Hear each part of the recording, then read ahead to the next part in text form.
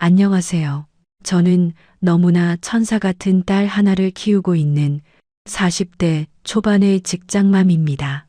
원래 아이들을 특별히 좋아하지 않았었지만 제 아이를 낳고 키우다 보니 정말 세상에 이렇게 사랑스럽고 소중한 존재가 있을 수 있나 깜짝깜짝 놀랄 때가 있어요.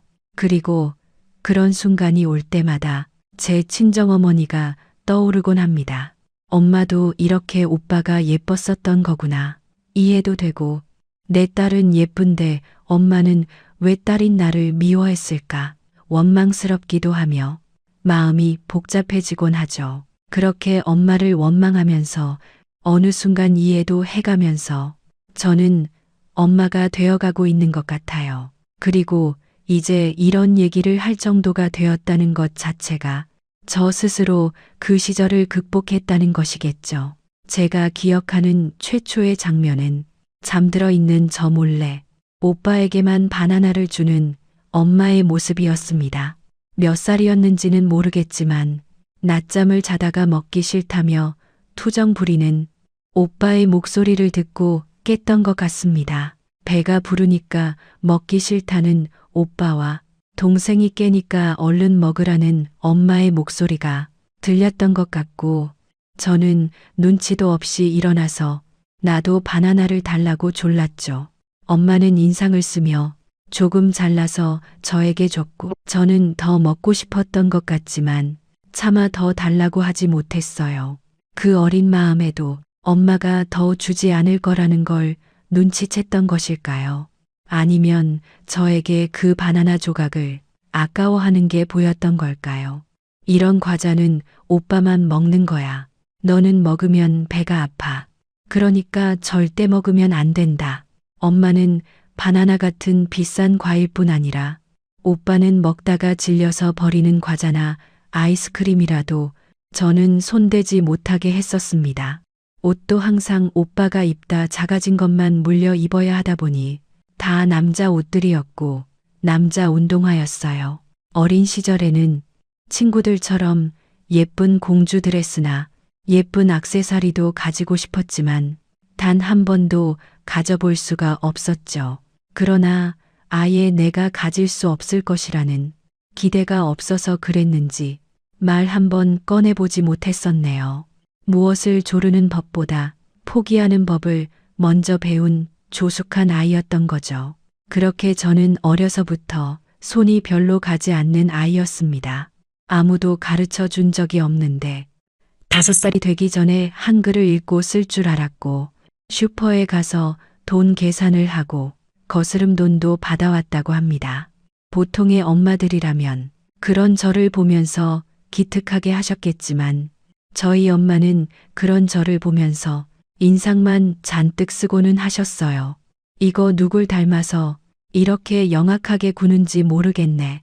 계집애가 이런 거 빨라서 뭐 할 건데. 어차피 학교 가면 다 가르쳐 주는데 너 설마 오빠 한글 공부책 훔쳐서 본 거니? 어쩐지 오빠는 한글이 안 늘더라니. 네가 책 훔쳐가서 그러는 거지. 그거 오빠 공부해야 하는 건데 왜 네가 가져다 본 거니? 엄마는 저보다 1살 위에 오빠에게만 모든 정성을 쏟았습니다. 그리고 평범한 오빠를 보면서 마음이 조급해 하셨어요. 어쩌면 어렸을 때에 오빠는 조금 배움이 늦는 편이었을지도 모르겠습니다. 엄마는 그런 오빠를 보며 속상할 때마다 그 탓을 저에게 돌리고 싶어 하셨죠.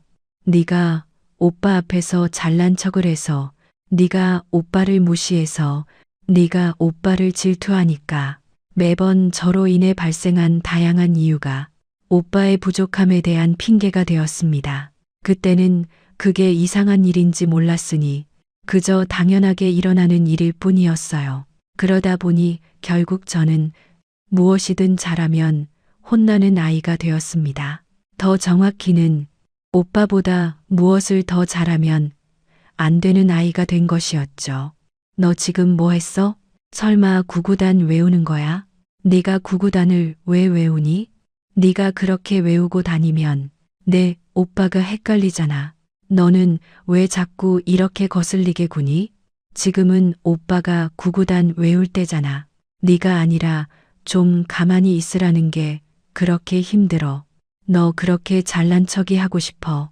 그렇게 오빠보다 먼저 또박또박 외워서 앞에서 노래 부르고 싶냐고. 안 그래도 구구단 외우느라 힘든 오빠. 약 올리는 것도 아니고 말이야. 엄마가 몇 번을 말하니 우리 집의 중심은 오빠라고.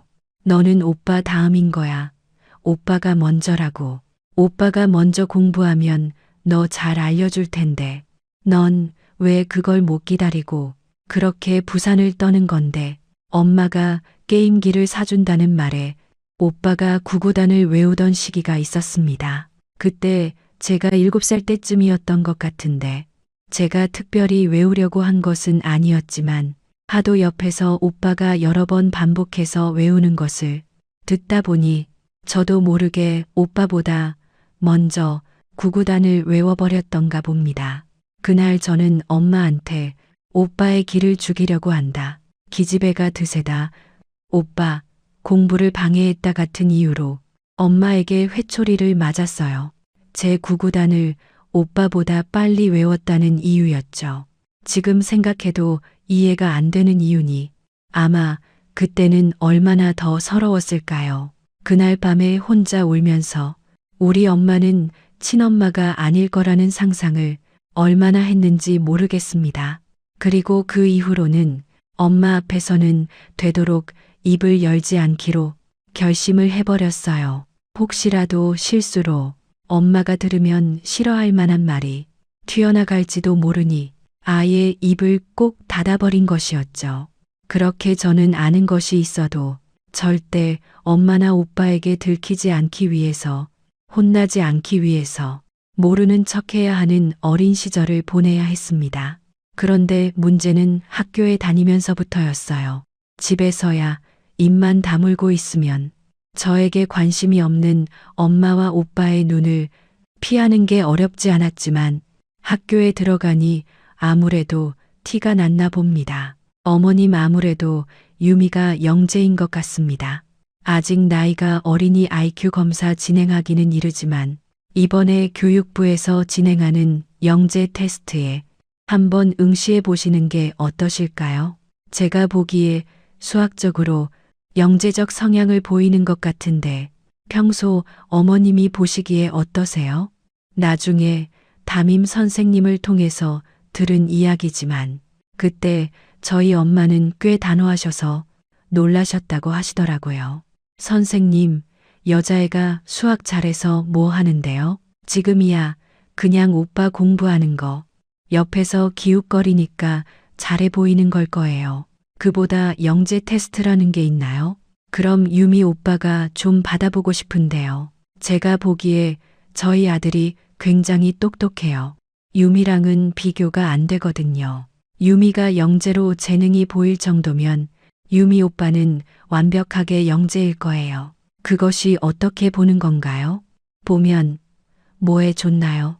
그래서 어떻게 신청하면 되는 거죠? 그렇게 엄마는 저희 담임 선생님과 상담을 하면서도 오빠만 챙겼고 선생님들이 제가 잘하는 것을 이상하게 생각하셨죠. 덕분에 학교에는 제가 집에서 미우놀이 새끼라는 것이 한 방에 소문이 나버렸습니다. 그건 선생님들뿐 아니라 오빠 친구들한테도 마찬가지였어서 학교에서 오빠를 마주치면 그날은 하루 종일 심부름을 해야 하는 날이었어요. 야, 너 이리 빨리 튀어와. 너 지금 집에 가보면 내 책상 위에 빨간색 자동차 그림이 있는 공책이 있거든. 그거 가져와. 숙제 다 해놓고 빼놨어. 아유, 짜증나. 교문을 어떻게 나가긴 네가 알아서 나가야지. 올 때 슈퍼마켓 들려서 아이스크림도 사가지고 와. 녹으면 안 되니까 다음 쉬는 시간 딱 맞춰서 돌려보기 콘으로 10개. 아, 내 용돈으로 사오면 되잖아. 이게 충전지가 오래돼서 그러나 빨리 안 튀어가. 너 혹시 걸려도 내 이름 대면 죽는 거 알지? 처음에는 그러다가 선생님한테 혼나는 게 무서워서 싫다고 했지만 그날 집에 가서 엄마한테 파리채로 두들겨 맞고 나서는 바로 포기했습니다. 등교하는 길에 오빠 가방도 들고 가야 하는 것은 기본이었고, 비가 오는 날이면 오빠 우산도 제가 챙겨야 했습니다. 만약에 오빠가 우산을 챙기지 않고 저만 우산을 챙겨갔다면 그 우산도 오빠한테 가져다 줘야 했어요. 혹시라도 저는 우산을 쓰고 집에 가고 오빠는 비에 젖어서 집에 간다면 정말 상상만으로도 무서웠습니다. 그렇다 보니 저의 모든 생활, 특히 집에서의 생활은 오빠를 중심으로 돌아갔어요. 식사 메뉴도 오빠가 먹고 싶은 것, 외출을 해도 오빠가 가고 싶은 곳, 선물을 받아도 오빠가 필요하다고 한 것. 그렇게 집은 우리 집이 아니라 오빠 집 같았습니다. 그냥 저는 오빠 집에 얹혀 사는 덤 같았어요. 아빠도 처음에는 엄마와 싸우기도 하며 내 편을 들어줬지만 엄마에게 하도 똑같은 이야기를 들으며 세뇌가 돼서 그런지 어느샌가 엄마랑 똑같은 시선으로 나를 보고 계시더라고요. 오빠가 유리창을 깨면 활발한 거고 내가 유리창을 깨면 부산한 거고 오빠가 누구와 싸우면 당당한 거고 내가 누구와 싸우면 동네 창피한 일이었죠. 그러니 저는 나이가 들어갈수록 집에 거짓말을 해야 하는 일이 많아졌습니다. 그것도 남들하고 다른 의미로 집에다 거짓말을 해야 했거든요. 전교에서 10등한 날이면 그 성적표를 100등으로 고쳐 보여드려야 별탈 없이 넘어갔고 학교장 추천으로 나가게 된 경시대회 참가 신청서에 엄마 사인을 흉내내서 몰래 적어 가기도 했습니다. 당연히 그날 탄 상장은 책상 깊숙이 잘 숨겨두었죠. 그렇게 눈치를 보면서도 몰래 공부를 열심히 했던 이유는 단 한 가지였습니다. 저는 스스로 공부하고 장학금을 타지 않으면 대학이란 곳을 구경도 못할 것이라는 것이 너무나 빤히 보였거든요. 제가 성적이 나빠서 대학을 못 가면 엄마는 오히려 좋아하실 것 같았습니다. 얼른 돈 벌어서 오빠 뒷바라지 하라고요. 친구들에게 이런 이야기를 하면 공부하라는 잔소리 안 듣는 제가 부럽다고 했지만 저는 평생 공부 좀 하라는 잔소리 한번 들어보는 게 소원이었습니다.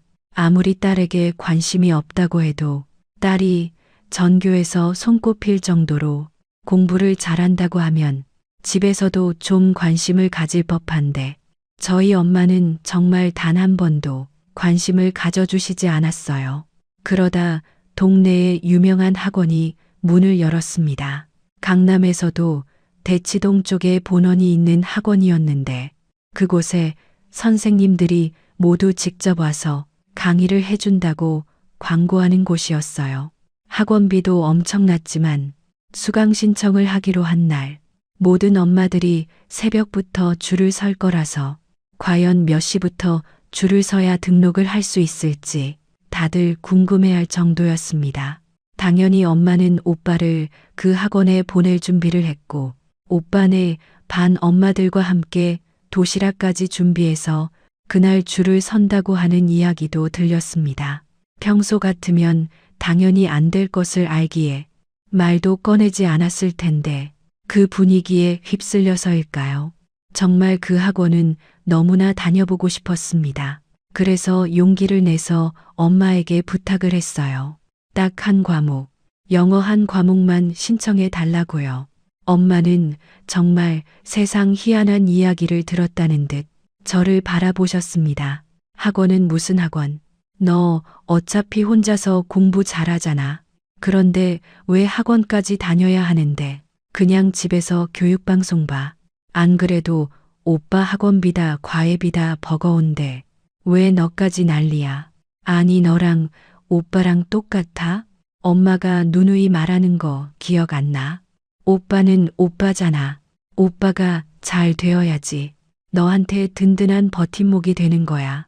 엄마가 얼마나 말해야 알아들을 거니? 응.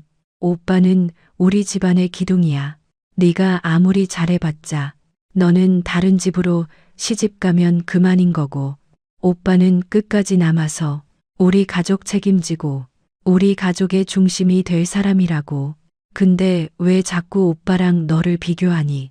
어쨌거나 학원은 택도 없으니까 꿈도 꾸지 마. 맞습니다. 저는 그따위 학원 안 다녀도 오빠보다 훨씬 공부를 잘했어요.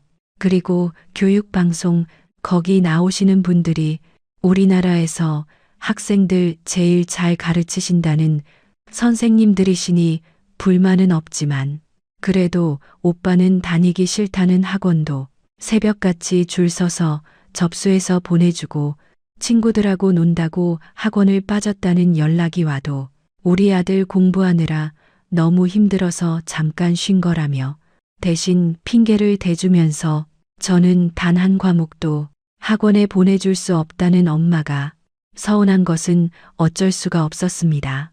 결국 얼마 후 엄마는 새벽 3시부터 나가 1등으로 줄을 서서 그 학원에 오빠를 등록시켰다며 이제 오빠 성적은 수직 상승할 것이라며 신나했어요. 그러면서 오빠 학원비에 특강비까지 하면 너무 비싸서 이제 엄마도 마트에서 캐셔로 아르바이트를 하게 되었으니 앞으로는 저에게 집안일을 더 많이 하라고 하시더라고요. 오빠가 학교에 갔다 오면 먹을 간식, 학원에 챙겨갈 간식, 집에서 늦게까지 공부할 때 지치지 않도록 야식까지 살뜰하게 챙기라고 하더군요. 물론 그런 모든 음식들을 저는 먹으면 안 됐습니다. 그게 저를 위한 엄마의 방법이라고 하면서요. 너 여자는 꽃이야. 지금이야 나이가 어리니까 먹어도 안 찌는 것 같아도 살찌기 시작하면 순식간이다. 그럼 여자로서의 매력은 바닥으로 떨어지는 거야. 그러니까 제발 음식 좀 조심 좀 하자. 응. 하루 3끼밥 다 먹으면 그게 다 어디로 가니? 살로 가는 거야. 다른 집 딸들은 다이어트를 너무 해서 걱정이라는데 너는 평생을 그렇게 식탐을 못 버리니? 너 그러다 살만 뒤룩뒤룩해지면 누가 데려가니? 지금부터 관리해줘야 하는 거야. 그러니까 고기 같은 거 욕심내지 말고 피부 좋아지게 야채 같은 거 먹어. 간식 같은 거 먹어봤자 뭐가 좋니? 다 살로 간다니까. 오빠는 남자잖니? 오빠는 한참 더 키가 커야 하는데 어떻게 여자인 너랑 비교를 하니? 엄마는 성적이나 학원뿐 아니라 먹는 것 가지고도 오빠와 저를 차별했어요. 그러면서 여자는 이런 것도 할 줄 알아야 한다며 제 방 청소를 시작으로 오빠 방 청소, 화장실 청소, 설거지, 빨래, 분리수거 등 엄마 기준에서 여자가 배워야 할 것들을 참 열심히 알려주셨습니다. 그리고 알려주신 후에는 딸이 엄마를 돕지 않으면 어쩌냐며 열심히 엄마 대신 살림을 하라고 하셨죠. 그렇게 오빠가 학원에 다니고 공부를 할 동안 저는 식구들 식사도 챙기고 집안 살림도 하면서 시간 나면 틈틈이 공부를 하면서 상위권 성적을 놓치지는 않았습니다. 그리고 얼마 후 그 유명한 학원에서 연락이 왔어요. 이번에 우리 학원에서 서울대 대비반 처음 신설하려고 하거든. 그래서 이 근처 학교에 전교 1등부터 3등까지만 모아서 장학생반 만들려고 해. 그런데 유미만 우리 학원을 안 다니고 있더라고. 혹시 따로 다니는 학원이나 과외가 있는 거야? 그래서 우리 학원으로 한번 옮겨보면 어떨까 해. 다들 대형 강의만 하시는 선생님들이 딱 12명 너희들만 데리고 수업할 거고 교재까지 전부 무료로 지급할 거야. 대신 성적이 전교 3등 밖으로 떨어지면 그 후에는 장학금이 취소야. 우리 학원도 간판이 돼야 하니까. 그건 야박해 보여도 어쩔 수 없거든. 어때? 괜찮은 기회일 것 같은데. 한번 우리 학원에서 같이 공부해 보지 않을래? 학원비도 공짜, 교재비도 공짜. 거기다 일타 강사의 소수정예 수업까지. 세상에 태어나서 내가 이렇게 달콤한 말을 들어본 적이 있나 싶을 정도로 가슴이 설레이는 말이었습니다. 정말 너무나 감사한 기회에 저는 당연히 좋다고 하고 바로 다음 날부터 열심히, 정말 열심히 학원에 다니기 시작했어요. 당연히 집에다는 비밀로 했습니다. 무슨 이야기를 들을지 모르기도 했고 사실 제가 뭘 하고 다니는지 관심도 없는 엄마였어서 상관이 없다고도 생각했거든요. 그러나 제가 하나 잊고 있던 게 있었습니다. 엄마는 저에게 관심이 없지만 제가 오빠보다 눈에 띈다는 건 절대 용납할 수 없어야 한다는 거려. 난생 처음 다니는 학원, 신기할 정도로 귀에 쏙쏙 들어오는 강의에 들떠서 그걸 잠시 잊고 방심했죠. 그래서 그만 오빠를 데리러 온 엄마와 학원 앞에서 딱 마주치고 말았습니다. 네가 어떻게 여기서 나와? 설마 너 여기 다니니? 여기 학원비가 얼마나 비싼데 어떻게 다녀? 너 돈이 어디서 났는데? 설마 아빠가 내줬니? 아니, 그럴 리도 없는데. 그러고 보니까 너 요즘 계속 늦는 것 같더라. 너 뭐 하고 다니는 거야? 너 설마 알바라도 하는 거니? 그래서 그 돈으로 학원 다니는 거야? 아니지. 아무리 알바를 해도 여기 학원비가 얼만데. 너 설마 요즘 애들 한다는 그거 하는 거야? 돈 받고 나이 많은 아저씨들 만난다는 거. 그거 하는 거냐고. 그래서 그렇게 번 돈으로 이 학원 다니는 거야? 이런 X. 아무리 돈이 좋아도 그렇지. 어디 할 짓이 없어서 그런 짓을 해. 너 그런 거 하다 소문이라도 나면 내 오빠가 어떻게 얼굴을 들고 다니라고 그런 짓을 하고 다녀. 이게 정말 집안 말아 먹으려고 작정을 했네. 작정을 했어. 도대체 어디서부터 지적을 해야 할지 모르겠는 총체적 난국이었습니다.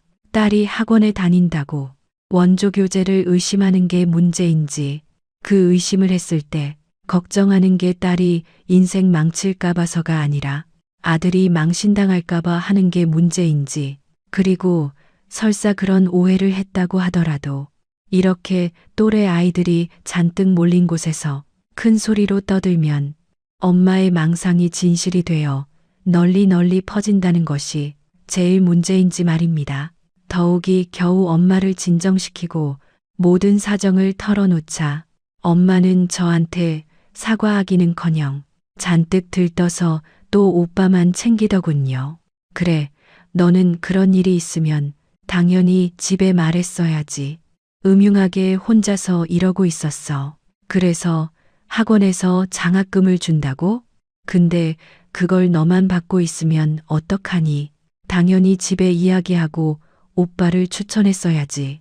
그럼 서울대 특별반 이야기는 누구랑 해야 하는 거야? 원장님하고 이야기하면 되는 거야? 서울대 대비반. 그걸 내 오빠가 들어가 봐라. 전교 1등이 문제겠니? 당장 원장님한테 가자. 가서 엄마가 이야기할 테니까 얼른 앞장서. 물론 당연히 통할 리가 없는 억지였죠. 엄마는 그 사실에 또 잔뜩 화가 나서 저도 다니지 말라면서 난리를 치는 바람에 결국 제 평생 처음 다녀본 학원을 채 한 달도 다니지 못하고 그만두게 되었습니다. 거기다 그날 일을 친 후 학원을 그만두었다 보니 주변 학교에는 저에 대한 소문이 쫙 퍼졌어요. 그 중에서도 원조 교재 하던 것을 엄마에게 들켜서 집에 갇혀 있느라 학교 외에는 외출도 하지 못하게 돼서 학원도 다니지 못하게 되었다는 것이 제일 정설처럼 퍼졌습니다. 엄마는 그 소문 때문에 저희 학교 선생님께 연락까지 받았지만 귀찮다며 전화로만 대충 그런 일 없다며 선생님도 신경 쓰지 말라는 말만 하고 대충 끝나버렸어요. 그 와중에 소문의 정점을 찍은 것은 오빠였죠. 야, 너 원조 교제한다며? 진짜야? 대박내. 얼굴도 안 좋다는 남자가 있냐? 어떻게 했지? 진짜 어리면 다 좋다고 그러나 보네. 와, 변태들이 진짜. 야, 그래서 너 돈 얼마나 벌었어? 많이 벌었지? 그동안 모아놓은 거 얼른 내놔봐. 안 그래도 좀 있으면 여자친구랑 100일이라서 선물 사야 하는데 돈이 없어서 엄마 지갑을 털까 했는데 이렇게 길이 생기네. 아유, 얼른 돈 내놓으라고. 이게 어디서 원조교제 하는 게. 오빠한테 눈을 똑바로 뜨고 대들어. 누나 안 깔아. 요즘 내가 안 맞아서 무서운 게 없지. 당장 돈 안 내놔. 야, 이 지갑 어딨어? 야, 지갑 내놓으라고. 돈 내놓으라고. 이게 충전지가 오래돼서 그러나. 빨리 안 튀어가. 너 혹시 걸려도 내 이름 대면 죽는 거 알지? 저라고 오빠에게 위로나 확인 따위는 바라지도 않았습니다. 그러나 보통의 오빠라면 동생이 원조교제를 했다는 소리를 들었으면 정신 차리라고 화라도 냈어야 하는 거 아닐까요? 그것도 엄마가 그렇게 강조하는 것처럼 오빠가 우리 집 기둥이고 그래서 평생 제 든든한 버팀목이 되어줄 사람이라면 더더욱 말입니다. 이 집에서 나의 존재는 도대체 뭔가 싶어지는 순간이었어요. 그래서였을까요? 그 일이 있은 후에 가족에게 인정받고 싶다던 기대는 거의 사라졌습니다. 저의 목표가 그냥 저 혼자 잘 먹고 잘 사는 걸로 바뀌어버린 순간이었어요. 그 이후 집안에서의 저는 여전히 외톨이였지만 집 밖에서는 누구보다 적극적으로 열심히 활발히 그리고 노력하며 살았습니다. 대학만 들어가면 집을 나갈 수 있도록 계획도 세웠어요. 대학은 등록금이 싼 국립대나 4년 장학금을 받을 수 있는 학교를 우선적으로 알아봤고 조금이라도 독립할 수 있는 시간을 앞당길 수 있도록 상황이 될 때면 편의점에서 아르바이트를 하며 독립자금도 모으기 시작했습니다. 학교에서는 제 성적이라면 의대도 노려볼 수 있다고 했지만 집안의 도움 없이 6년이나 공부할 자신은 없었고 그 속에서 장학금까지 받을 자신은 더더욱 없어서 바로 포기했습니다. 그래서 선택한 것이 사범대였고 그 사이 오빠는 첫 번째 입시에 실패하고 재수를 시작했습니다. 덕분에 오빠와 같은 해에 수능을 보게 되어 수능 시험장에 직접 싼 도시락이 아니라 엄마가 싼 도시락을 가지고 갈 수 있었어서 그것에 대해서는 오빠에게 감사했어요. 하향 지원했던 저는 4년 장학금을 받고 원하던 사범대 중에는 가장 좋다는 곳에 입학하게 되었습니다. 오빠는 그렇게 고액과외의 학원들을 다녔고 재수까지 했지만 추가에 마지막까지 미뤄지다가 정말 마지막으로 추가 합격하며 인서울 대학에 들어가게 되었어요. 그러나 역시나 엄마는 오빠의 대학 입학만 축하해 주셨습니다. 엄마는 오빠가 합격했다는 연락이 온 날은 집안 잔치라도 할 것처럼 요란하게 음식을 마련하면서 축하해 주셨어요. 그러면서 저에게는 오빠 덕에 좋은 음식 먹는다 고 고맙다고 인사도 하라 고 하시더라고요. 이것 보라며 이게 아들이라 고 결국 아들이 이렇게 집안의 기둥이며 중심이라 고 아들에게 좋은 일 있으면 집안에 좋은 일이라 며 나에게 오빠한테 잘하라 며 신신당부하는 것도 잊지 않으셨어요. 뭐 상관없었습니다. 어차피 저는 독립할 거고 집을 나갈 거니까요. 물론 그 과정도 순조롭지는 않았습니다. 제가 독립을 하겠다고 할 때는 관심도 없던 엄마였지만 제가 독립한다는 이야기를 들은 오빠도 독립을 하겠다고 하자 안 된다면서 울고불고 들어 누워버리셨거든요. 남자가 혼자 독립하면 뭘 어떻게 챙겨 먹고 다니겠냐며 안 된다고 울고불고 하시면서 그렇게 독립하고 싶으면 차라리 저랑 둘이 같이 살라고 그러면서 저보고 오빠 밥도 챙기고 살림도 해주라고 하시더라고요. 제가 미쳤나요? 제 돈 독립하는데 오빠라는 커다란 짐덩어리를 떠안고 독립을 하게요. 저는 어차피 제 돈으로 하는 독립이니 엄마의 동의가 필요 없었고 원래 엄마는 오빠를 이기지 못했으니 결국 저희는 둘 다 독립을 했습니다. 물론 그 수준은 달랐어요. 저는 보증금 500만 원에 월세 20만 원짜리 작은 원룸이었고, 오빠는 엄마가 마련해준 CCTV에 경비실까지 있는 오피스텔이었죠. 독립 후 오빠의 생활은 당연히 엉망이었습니다. 매일 새벽까지 술 마시고 여자 끌어들이고 밥을 해 먹을 리가 없으니 엄마가 열심히 해다 놓은 반찬들은 냉장고에서 썩어 나가고, 그러다 결국 술을 너무 많이 마셔서 술병까지 나서 응급실에 실려가게 됐는데, 운이 없게도 그 연락을 마침 집에 다녀온 내가 있을 때 받았어요. 그리고 또 모든 욕을 제가 먹었습니다. 이게 다 너 때문이야. 계집애가 바람이 들어서 독립이다. 뭐다 엉덩이가 가볍게 구니까. 괜히 오빠 들쑤시니 결국 이 꼴나는 거 아니야. 네가 조신하게 집에서 오빠 챙기면서 학교 다녔으면 이런 일이 왜 있었겠어. 그랬으면 오빠가 병이 왜 낫겠냐고. 내가 이러니까 너한테 얌전하게 있으라고 그렇게 강조하는 거야. 네가 얌전히 있었으면 무슨 일이 생겼겠냐고.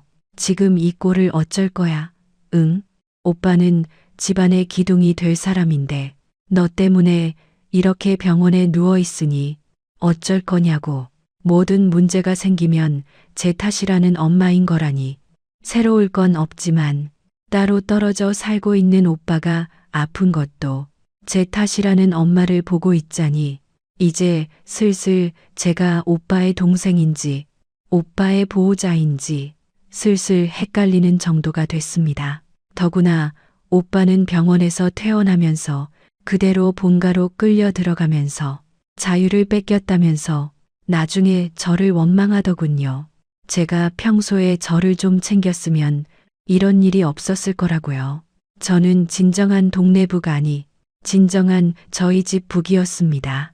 그때쯤에는 저도 가족에 대해서 거의 포기한 상태였기 때문에 딱히 더 상처받지는 않았던 것 같아요. 학교 공부도 바빴고 아르바이트도 더 늘렸고 임용고시 준비도 시작하면서 집에 가는 일을 점점 줄였고, 그때쯤 같이 공부하던 지금의 남편을 만나면서 제 인생에서 가장 자유롭고 알찬 시간을 보내고 있었기도 했고요.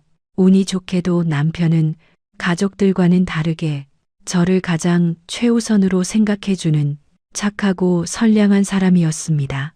저희는 비슷한 시기에 함께 임용에 합격했고 그동안 모아놓은 돈을 합쳐 결혼 준비도 시작했어요. 그러면서 집에 결혼할 사람이 생겼으니 결혼하겠다고 통보했죠. 그런데 제가 결혼한다는 소식을 들은 엄마는 정말 너무너무 기뻐하셨습니다. 그리고 기특해 하셨어요. 세상에 우리 능력 있는 딸, 일 시작한 지 얼마나 됐다고. 벌써 결혼할 만큼 돈을 모았어. 얼마나 모았는데. 응, 5천. 벌써 그 정도 해라. 그런데 그것만 가지고 결혼 준비가 다 되는 거야? 요즘 집값이 그거 가지고 안 될 텐데. 그렇지 맞다. 너 선생님이지. 교직원 대출이 그렇게 많이 나와. 세상에 너무너무 잘 됐다. 안 그래도 너희 오빠 결혼한다면서 여자 데리고 왔는데 여자 쪽에서 집을 사달라고 하더라고. 아니면 오빠 끌고 가서 처갓 집살이 시킨다고 협박하더라니까. 근데 도대체 요즘 집값이 왜 이렇게 올랐니? 있는 돈 다 끌어모아도 모자라서 어떻게 해야 하나 하고 있었는데 세상에 죽으라는 법은 없네. 너 그 돈 당장 가지고 와라. 우선 그걸로 오빠 결혼자금 보태주고 너는 다시 모아서 천천히 가면 되지. 아, 그럼 너는 오빠가 결혼도 하기 전에 너부터 결혼하려고 했어? 너 정신 똑바로 차려. 결혼하면 내 오빠가 평생 내 친정인 거야. 내 오빠가 당당하고 든든하게 있어야지. 네가 평생 떳떳하지. 내가 이러는 거 다 너한테 든든한 친정 만들어주려고 이러는 거야. 그러니까 당장 그 5천부터 가지고 오고 대출은 받는데 얼마나 걸리니 그것도 나오는 대로 가지고 와라. 세상의 일이 풀리려니까 이렇게 풀리네. 이렇게 풀려. 잘 됐다. 정말 잘 됐어. 딸이 결혼한다는 소식을 전하니 축하한다거나 뭔가 보태준다는 말은커녕 결혼하려고 모아놓은 돈을 오빠 결혼하는데 보태주라는 말을 하는 엄마를 보고 있자니 이대로 가족 없이 결혼하는 게 현명하지 않을까 하는 생각이 들 정도였어요.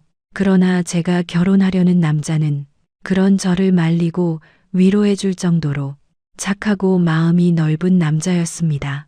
유미야, 그러지 마.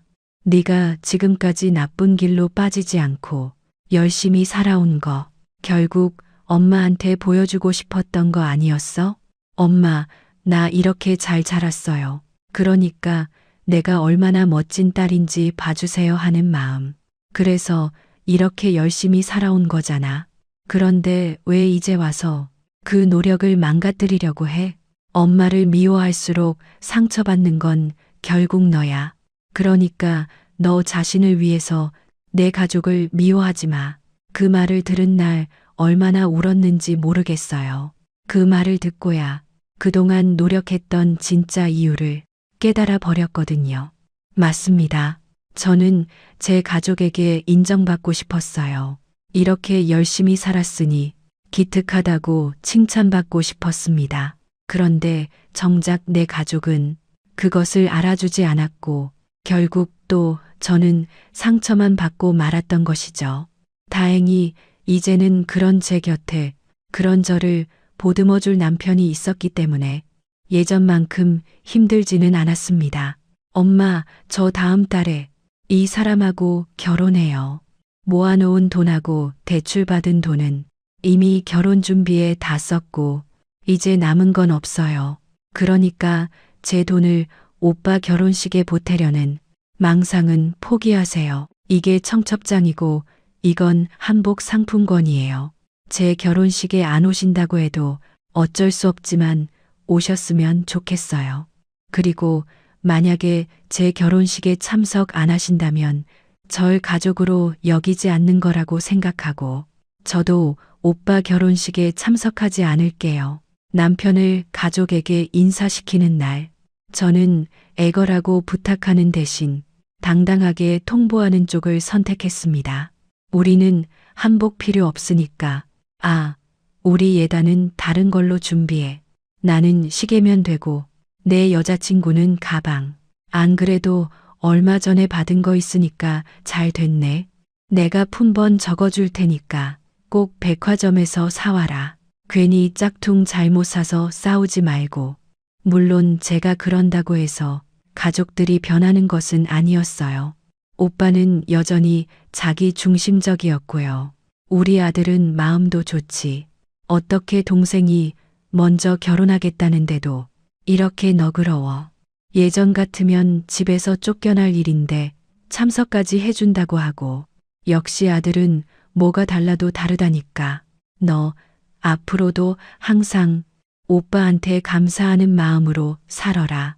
응, 알았어. 엄마는 어떤 상황에서도 오빠의 장점을 찾아내는 능력을 보여주시더군요. 결국 제가 정말 오빠 결혼식에 참석하지 않을까봐 걱정이 돼서 그랬는지 엄마도 오빠도 제 결혼식에 참석하기는 했습니다. 대신 엄마가 입은 한복 색깔이 참 파란색이더군요.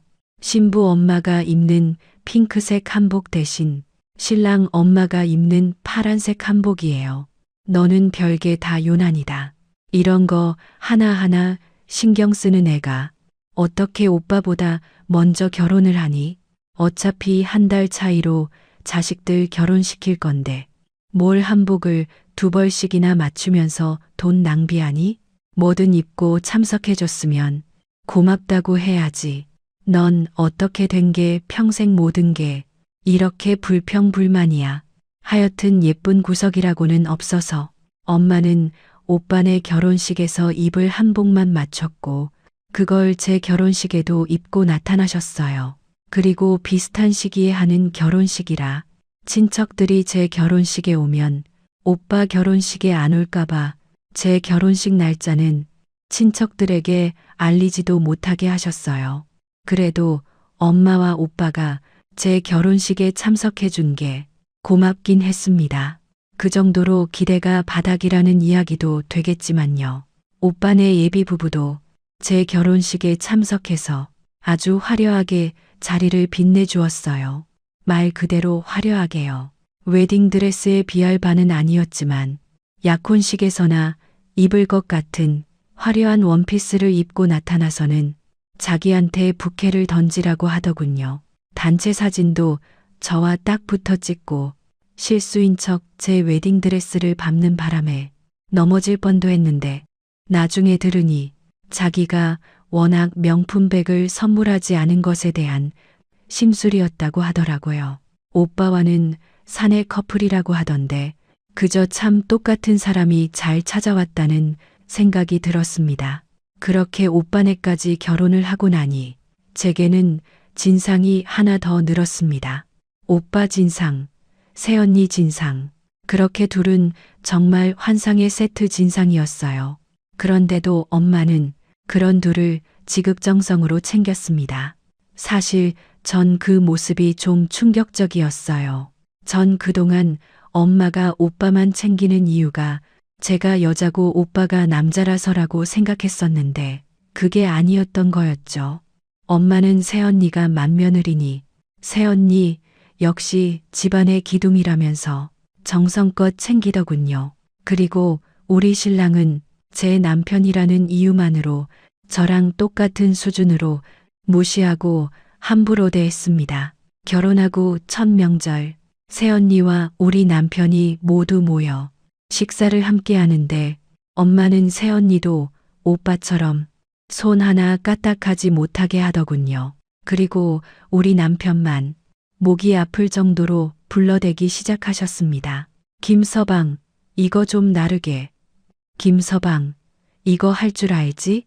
김서방, 요즘은 남자들이 부엌 살림 더 잘한다고 하던데 자네는 어떤가? 김서방, 여기 좀 저어보게. 김서방, 김서방, 김서방, 아이리 좀 와보라니까. 이거 닦고 이거 깎으면 되네. 어느 순간 오빠와 새언니는 거실 소파에 누워서 빈둥거리며 엄마가 깎아주는 과일을 먹으면서 텔레비전을 보고 있고 저와 남편만 잠시도 쉬지도 못하고 종종거리고 있더군요. 순간 겁이 덜컥 났습니다. 여보, 가자. 일어나. 가게. 내가 무시를 당하니까 내 남편도 무시를 당하는구나. 이러다 큰일 나겠구나. 저는 무슨 일인지 어리둥절해하는 남편을 잡아 끌었습니다. 다시는 절대로 남편을 데리고 친정에 오지 않겠다고 다짐을 하면서요. 나중에 사정을 들은 남편은 별걸 가지고 그런다며 웃었지만 저는 아니었어요. 내 소중한 남편까지 내 가족에게 무시를 당한다니 정말 하늘이 무너지는 것 같았습니다. 싫어. 나는 절대 싫어. 난 모르고 당했으니까 당한 거지. 당신이 그 차별 당한다고 생각하면 절대 못 참아. 아니, 안 참아. 당신이 나한테 어떤 사람인데, 얼마나 소중한 사람인데, 우리 가족한테 그런 취급을 받게 해? 절대 그렇게는 못해. 안 해. 저는 그렇게 다짐에 다짐을 했지만 엄마는 집에 무슨 일이 생길 때마다 참 부지런히 저를 불러대기 시작했습니다. 오빠가 결혼하고 나니 없던 가족 행사가 왜 그리 많이 생기고 가족 여행을 가고 싶어 하고 가족 모임을 하고 싶어 하는지 한 달에도 몇 번씩 연락을 해냈어요. 당연히 무시하고 안 가려고 했지만 엄마는 제가 연락이 되지 않으면 신랑에게 연락을 했고 그럼 또 이 순딩한 사람은 쪼르르 친정으로 가서 엄마가 시키는 일을 이것저것 다 하고 있었습니다. 정말 속이 터졌지만 천사 같은 남편은 그저 괜찮다고 저를 낳아주신 분이니 그걸로도 충분히 해드리고 싶다면서 묻기만 했어요. 자기 때문에 제가 가족과 화해할 수 있다면, 그것을 위해서라면 자기가 조금 희생하는 게 뭐가 힘들겠냐면서 아무렇지 않다고 했습니다. 나중에 알고 보니 제가 없을 때도, 엄마가 부르지 않을 때도 중간중간 시간이 나면 친정에 가서 자신이 필요한 일이 없나 돌아보면서 전구도 갈아주고 힘쓰는 일도 해주고 있었더군요. 자기가 그러면 딸인 저도 예뻐하지 않을까 그런 생각을 했었다고 하면서요. 그러나 그건 저희 엄마를 모르는 생각이었죠. 저희 엄마에게는 오빠만이 기둥이었고 미래였고 세상이었죠. 저희 남편이 그렇게 챙겨주면 기특하고 고맙게 생각하는 게 아니라 당연하게 생각했습니다. 집안에 큰일이 생기면 다 오빠가 해결할 것이니 이런 사소하고 하찮은 일은 딸인 내가, 사위인 우리 남편이 하는 게 당연한 거였어요. 엄마 기준에서는 전혀 감사할 일도 고마워할 일도 아니었던 것이죠. 그날도 그랬습니다. 어쩌면 엄마는 평소와 다를 게 없었어요.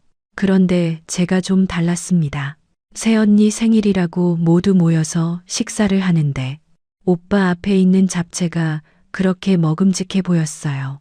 평소라면 굳이 그러지 않았겠지만 그 잡채가 너무 멀리 있다는 생각이 들었고, 그래서 잡채 그릇을 제 쪽으로 끌어당겼습니다. 그런데 엄마가 제 손에 쳐내고 잡채 그릇을 다시 오빠 쪽으로 가져다 놓더군요. 그러면서 또 타박을 했습니다. 너는 그놈의 식탐 언제나 고칠래? 새언니 보기 창피하지도 않니? 네가 그렇게 마음을 쓰니까 애가 안 들어서는 거야. 순간 머릿속에 무엇인가 툭 끊기는 것 같았습니다. 그때가 결혼한 지 5년이 지났을 무렵이었어요. 오빠네는 수월하게 아이가 생겨서 벌써 5살이었지만 저는 어떻게 된 일인지 아이가 생기지 않아서 마음고생을 한참 하고 있는 중이었는데, 그것을 뻔히 아는 엄마가 저런 말을 아무렇지도 않게 해대는 것이었습니다. 그리고 상위에 있는 음식들이 한눈에 들어왔어요. 오빠와 새언니, 그리고 조카 앞에는 갈비, 잡채, 회의 매운탕에 먹음직스러운 것들이 잔뜩이었고, 남편과 제 앞에는 다 쉬어 빠진 김치와 풀떼기만 몇 가지만 놓여 있었습니다. 그런데 그것까지 잡채 좀 먹겠다고 식탐 소리까지 들어야 하는 정도는 아니라는 생각이 들었어요. 저는 다시 잡채 접시를 제 앞으로 끌어당겼습니다. 그리고 잡채를 한 입 입에 넣으려는 순간 엄마가 제 등짝을 때리고는 그 접시를 다시 뺏어서 오빠 앞으로 가져다 놓았어요. 정말 눈물이 핑 돌더군요. 정말 짝사랑도 이런 지긋지긋한 짝사랑이 있을까 싶었습니다. 도대체 엄마는 왜 저렇게 저는 안 보이고 오빠만 보일까요? 그리고 그 순간 왜 오빠가 저한테 했던 일들이 스쳐 지나갔는지 모르겠습니다. 어린 시절 오빠가 그저 기분이 나쁘다는 이유로 저를 두들겨 패도 오빠가 이유가 있어서 그런 거니 무조건 네가 참으라던 엄마. 엄마 지갑에서 돈이 없어진 날 오빠는 아닐 거라며 무조건 저만 야단치던 엄마. 나중에 오빠인 것이 밝혀진 뒤에도 저에게 사과는커녕 오빠의 용돈이 부족해서 벌어진 일이구나 하면서 오빠의 용돈만 올려줬던 엄마. 그런데도 여전히 저만 참으면 된다고 하는 엄마. 그런데 그 순간 더는 참기 싫다는 생각이 들었습니다. 감정이 격해지고 눈물이 줄줄 흐르기 시작했고 지금 안 하면 못할 것 같은 말들이 쏟아져 나왔어요. 그동안 하고 싶었던 말, 그동안 서러웠던 말, 참으려고 했지만 한번 터져나온 말들은 끊기지 않고 계속 나왔습니다. 옆에서 남편이 놀라서 저를 말리면서 달래려고 했지만 엄마는 그런 저를 보면서 오히려 피식 웃으시더군요. 너는 도대체 언제 처리될래? 응, 도대체 왜 아직도 그렇게 화가 많아? 결혼까지 했으면 참을성이라는 게 좀 생겨야 할 텐데. 너도 이제 애들 낳아봐라. 엄마 마음 알거다. 네가 이렇게 소심하니까 결국 하찮은 기집애 소리 듣는 거야. 이렇게 하찮게 구니까 엄마가 걱정하는 거라고. 어차피 집에는 오빠만 있으면 되지만 그래도 걱정돼서 널 가족이라고 챙기는데 그걸 고마워할 줄도 모르고 말이야. 도대체 언제가 돼야 이 엄마의 큰 뜻을 알겠니? 벽과 이야기해도 이렇게 답답하지는 않을 것 같았습니다. 결국 저는 그 길로 엄마에게 절연을 선언했어요. 엄마는 내가 이런 말 해도 신경도 안 쓸 거 알아. 그런데도 하는 건 나한테 하는 다짐이야. 엄마, 우리 다시는 보지 말자. 나도 한 번은 엄마한테 사랑받아 보고 싶었는데 이제 그냥 포기할래. 엄마한테 하는 거 반의 반만 그만해도 세상 누구도 날 사랑해 줄 것 같아. 그러니까 그냥 그 노력 다른 사람한테 할게. 엄마는 엄마가 그렇게 사랑하는 오빠랑 천년만년 그렇게 행복하게 살아. 엄마가 오빠를 사랑하는 만큼 오빠도 엄마를 사랑하길 바랄게. 그 순간 눈앞이 번쩍하더군요. 제가 무슨 이야기를 해도 비웃기만 하고 신경도 쓰지 않던 엄마가 갑자기 제 뺨을 때린 것이었습니다. 이게 보자 하니까 야, 오빠가 너 같은 줄 알아? 오빠가 엄마를 사랑하길 바란다니. 어디 그런 건방진 말이 있어? 오빠는 너 같은 계산적인 속물이 아니야. 어디서 터진 입으로 나오는 대로 짓거려? 네가 결혼했다고 눈에 뵈는 게 없나 본데. 됐어. 이럴 거면 오지 마. 내 얼굴 보여주는 게 무슨 큰 영광이라도 된다고 이 난리야? 감히 엄마에 대한 오빠의 사랑을 의심하는 말을 했다는 이유로 결혼한 딸을 그 남편이 있는 데서 뺨을 때린 것이었습니다. 그리고 그 순간 저는 머리가 핑글하면서 정신을 잃었어요. 그렇게 깨어나 보니 병원이었고요. 제 곁에 있던 건 얼마나 울었는지 두 눈이 퉁퉁 부른 남편뿐이었습니다. 제가 쓰러졌지만 놀라는 건 남편 하나뿐이었다고 하더군요. 남편이 당황해서 도움을 청했지만 저희 엄마도 오빠도 새언니도 누구 하나 신경 쓰지 않고 계속 밥이나 처먹으면서 제가 쇼한다며 비웃었다고 합니다. 결국 남편이 저를 업고 병원까지 뛰어와서는 정신이 들 때까지 울고 또 울고 있던 것이었어요. 그리고 이 착한 남편은 자기 때문에 내가 싫어도 친정에 갔다가 그런 꼴을 당했다며 미안하다고 사과를 했습니다. 뭐 이런 순댕한 남자가 있는지요. 그리고 그날 저는 제 임신 사실을 알았습니다. 어쩐지 이상하게 감정이 요동치고 그렇게 잡채가 땡기더라니 이유가 있던 것이었어요. 소중한 생명이 찾아왔으니 무엇보다 마음의 안정이 중요했고 그 길로 제 마음을 가장 불편하게 하는 원인인 친정을 끊기로 했습니다. 남편도 더 이상 친정과의 화해를 권하지 않기로 약속했죠. 그렇게 남편과 둘이서 태교도 하면서 알콩달콩 즐겁고 행복하고 또 평화로운 몇 달간의 시간이 지났습니다. 제가 그렇게 쓰러져서 헤어진 게 마지막인데도 친정 누구에게도 연락 한 번 오지 않았어요. 이렇게 끝나는구나라는 것도 나쁘지 않겠구나라는 생각을 하면서 지내는 중이었습니다. 뜬금없이 오빠가 연락을 해왔어요. 엄마가 쓰러져서 병원에 입원했다고 하더군요. 그래서 어쩌라고? 엄마가 쓰러지신 거면 집에 큰일이 생긴 건데 그럼 집안의 기둥인 오빠가 알아서 하면 되지. 왜 나한테 연락하는데? 엄마가 그렇게 강조하시던 큰일이 생겼고 엄마의 다짐대로 엄마의 보호자는 아들인 오빠인데 도대체 왜 이제 와서 저한테 연락을 한 건지 모를 일이었습니다. 자기가 좀 내키지 않으면 당연히 안 가는 게 맞지. 그런데 자기가 워낙 착하잖아. 그러니까 장모님이 쓰러지신 걸 알고도 가보지 않으면 자기 마음이 편하지가 않을 것 같아서 말이야. 그냥 가서 어떤지만 보고만 오자. 그러나 이번에도 천사 같은 저의 남편이 절 걱정해 주었어요. 임신까지 한 몸으로 계속 친정 엄마에 대해서 신경 쓰고 있으면 그게 더 아이한테 좋지 않을 것 같다면서요. 그렇게 병원에 가보니 엄마의 상태는 생각했던 것보다 훨씬 나빴습니다. 의사를 만나 이야기를 들으니 급성간경화라고 하더군요.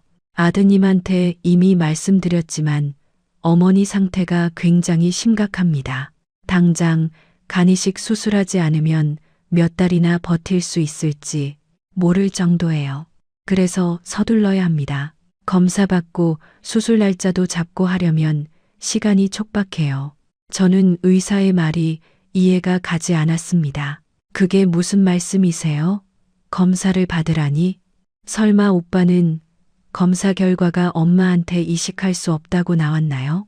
그러자 의사가 더 의아하게 말하더군요. 오빠분에게 말씀 못 들으셨나요? 오빠분 말로는 동생분이 이식 수술 해주실 거라고 하시던데, 그래서 검사도 받으시고 수술도 하실 거라고. 동생분이 수술하실 거라서 오빠분은 적합도 검사를 받지 않으셨어요. 별 미친, 기가 막히더군요. 야, 이 미친 오빠 새끼야. 또 정말 미쳤냐? 제정신이야? 너 지금 나 엄마한테 간이식 수술하라고 부른 거였어? 누구 맘대로? 내가 왜 엄마한테 간을 떼다 줘야 하는데? 엄마한테 사랑받은 게 누군데 왜 내가 간을 떼다 줘? 엄마가 죽도록 끼고던 게 누군데 왜 내가 간을 떼다 주냐고? 집안에 큰일 생기면 오빠가 기둥이라며? 그럼 기둥이 해줘야지. 왜 하찮은 딸한테 바란대? 버릇도 없어. 내가 그걸 왜 해줘? 못해. 안 한다고. 사실 저는 임신 중이었으니 안 하는 게 아니라 정확히는 못하는 거였지만 그게 중요한 게 아니었습니다. 엄마가 그동안 그렇게 강조한 집안의 큰일, 기둥으로서 아들이 해야 할 일은 바로 이런 일 아니겠어요? 그러니 당연히 오빠가 해야 할 일인데 왜 저에게 떠밀 생각을 하나요? 옆에서 또 천사표 남편은 자기가 검사를 해보겠다고 나서려고 했지만 저는 절대 안 된다고 몇 번이나 다짐을 받으며 펄펄 뛰었습니다. 자식이 둘이나 있는데 왜 사위가 나서냐? 집안에 기둥이 있는데 어딜 나서냐며 단단히 단속을 했죠. 그러나 오빠는 계속 뒤로 빼면서 버티고 검사를 받지 않았습니다. 자기는 그동안 술을 너무 많이 마셔서 간이 안 좋을 것이라며 어떻게 그런 간을 엄마에게 이식할 생각을 하냐며 그건 불효라고 말도 안 되는 헛소리를 짓거렸어요. 그러면서 차라리 저보고 출산 후에 엄마에게 간을 이식해 주라며 엄마도 그 정도는 기다려줄 수 있을 것이라고 떠들더군요. 그래, 엄마 괜찮아. 몇 달은 괜찮을 거야. 엄마가 당장 수술 안 한다고 죽는 것도 아니고 장기 기증자도 있다고 하고 방법이 없는 것도 아닌데 귀한 내 아들, 우리 집안의 기둥 몸에 칼을 대게 하겠니? 엄마는 괜찮아. 괜찮아. 엄마는 평소처럼 오빠를 위하는 말을 했지만 저는 그때 살짝 흔들리는 엄마의 시선을 보고 말았습니다. 어떻게 그렇지 않겠어요? 반대의 입장이라면 엄마는 두 번 고민하지 않고 오빠에게 간이식을 해줬을 게 너무 당연한데 오빠는 검사조차 받지 않겠다고 하니 엄마가 말을 저렇게 하면서도 심란한 것이 당연했겠죠. 그렇게 엄마는 병원에 입원해 있는데 오빠는 출장이다, 프로젝트다 뭐다 하면서 병원에 잘 오지도 않고 병간호도 임산부인 저에게 밀었습니다. 저도 엄마 병간호까지 외면할 수는 없어서 불편한 몸이지만 병원을 지키고 있었습니다. 남편이 자기가 검사를 받겠다고 다시 나섰지만 저는 정말 너무너무 싫었어요. 너무 억울했고 우리 남편에게 수술받게 하고 싶은 마음이 전혀 들지 않았습니다. 엄마가 오빠가 한 것에 반의 반만큼만 했어도 제가 기꺼이 수술을 해줄 텐데 하물며 나도 아니고 내 남편의 간을 떼주게 하고 싶지는 않았거든요. 정말 오빠가 너무너무 괘씸했습니다. 적어도 오빠가 정말 수술 못할 상태인지라도 확인하고 해야 속이 후련할 것 같았어요. 오빠 말대로 술을 너무 퍼먹어서 간의 상태가 수술 못할 정도인지 검사라도 하게 하지 않으면 내 속이 터질 것 같았죠. 그런 현상이 결국 엄마는 상태가 더 나빠져서 혼수 상태까지 빠지고 말았습니다. 더 이상 기다릴 수 없는 상황에서 오빠에게 연락을 했고 오빠는 알았다며 당장 검사를 하러 오겠다며 병원으로 오기로 했어요. 그러나 아무리 기다려도 오빠는 오지 않았고 결국 정말 이대로면 엄마가 위험한 상황이라고 하자 저도 더 이상 말릴 수 없어 남편이 대신 검사를 하고 급하게 수술까지 들어가게 되었습니다. 남편에게는 미안하고 고마운 마음뿐이었어요. 우리 아이가 태어났을 때 외할머니가 안 계신다고 생각해봐. 그게 얼마나 슬픈 일인지. 나는 지금 우리 아이의 외할머니를 위해서 수술하는 거야. 그러니까 미안해할 거 없어. 정말 이런 남편을 어떻게 사랑하지 않을 수 있겠어요. 기도하는 마음으로 수술이 끝나고 엄마와 남편이 회복실로 내려올 때까지도 오빠는 병원에 나타나지도 연락도 되지 않았습니다. 엄마는 깨어난 순간 오빠가 없다는 것에 서운하면서도 충격을 받은 표정이셨어요. 그런 엄마에게 차마 아무 말도 할 수 없어서 조용히 있는데 그제서야 오빠가 새언니, 조카를 데리고 병실로 들어오더군요. 엄마, 괜찮아. 미안해. 내가 연락받고 바로 병원으로 뛰어오려고 하고 있었는데 회사에서 비상이 걸렸어. 내가 지금 회사 기밀이라서 자세하게 말을 못하는데 너무 큰일이야. 막 경찰이랑 검찰도 오고 그런 거 있잖아. 왜 뉴스에서 봤지? 그런 일이다 보니까 회사가 다 폐쇄가 돼서 아무도 들어가지도 들어오지도 못하게 하더라고. 당연히 휴대폰도 다 뺐고 외부랑 연락도 못하게 하고 나도 얼마나 초조했는지 몰라. 그래서 정말 발만 동동거리다가 이제 회사에서 문 열어주자마자 달려온 거야. 아이, 정말 내가 와서 엄마 수술해 주려고 했는데 하필 그때 일이 생기네. 뭔가 복잡한 표정의 엄마는 이번에도 아마 괜찮다고 하려고 하셨던 것 같습니다. 조카가 한 그 말만 아니면요. 아빠, 회사에 안 있었잖아. 아빠 우리랑 비행기 슝 타고 놀러 갔다 왔잖아. 맛있는 것도 많이 먹고 수영도 잔뜩 하고 재밌었잖아.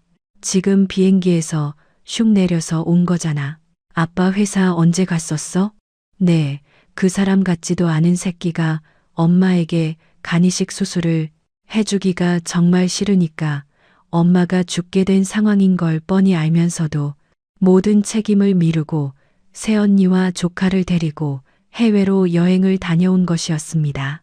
그걸로 끝이었어요. 그 순간 엄마의 종교가 무너지고 세상이 무너진 것 같았습니다. 엄마는 화를 내지도 억울해하지도 않고 그저 조용히 눈을 감고 오빠에게 가달라고 했어요. 그리고 제 손을 잡고 차마 미안하다는 소리도 제대로 하지 못하면서 그저 조용히 눈물만 흘리셨습니다. 그런데 참 그렇게 용서하고 싶지 않고 밉기만 하던 엄마인데 그 눈물을 보고 있자니 왜 그렇게 마음이 아프고 엄마가 안쓰럽기만 한지 모르겠더군요. 다행히 엄마는 그 후 무사히 몸을 회복하고 퇴원하셨습니다. 원래 나이에 비해 건강하셨던 편이라 그러신지 회복도 빠른 편이었고 경과도 좋은 편이었어요.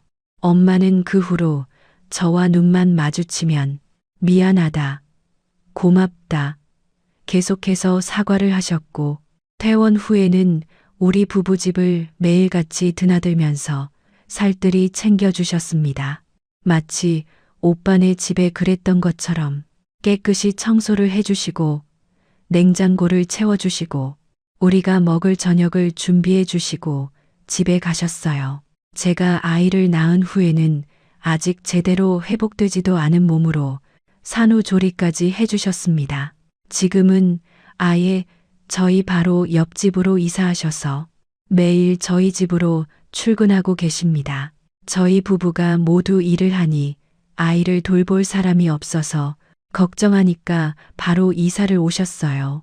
그리고 용돈 한 푼 받지 않으시면서 목숨 살려준 값을 갚는 거라며 이제 아들 대신 세상 둘도 없는 귀한 사위라며 챙기면서 지내시고 계십니다.